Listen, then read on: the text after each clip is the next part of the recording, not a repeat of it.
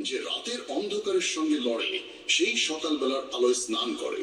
জ্বলতে না শিখলে জ্বলে ওঠা যায় না। কারো কাছে জীবন কেবল বেঁচে থাকার একটি উপায়, আবার কারো কাছে এটি এক বিশাল দায়িত্ব। যে নিজেকে খোঁজে সেই সুখী হয়, আর যে শুধু অন্যকে মাপে সে কখনো তৃপ্ত হতে পারে না। যে ফুল ডাল থেকে ঝরে পড়ে তা আর জোড়া যায় না, কিন্তু যদি ডালটি শক্ত থাকে তবে তাতে আবার একটি সুন্দর ফুল ফুটে উঠতে পারে।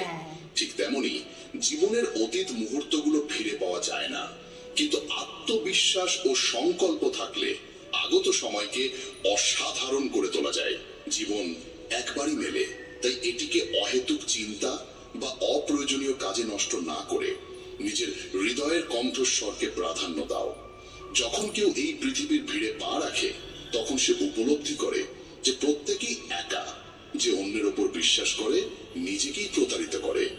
লক্ষ্য পর্যন্ত পৌঁছানোর পথ নিজেকেই তৈরি করতে হয়। যারা কেবল অপেক্ষা করে তারা প্রায় পিছিয়ে পড়ে। পরিস্থিতি আর সময়কে হারাতে হলে নিজেকে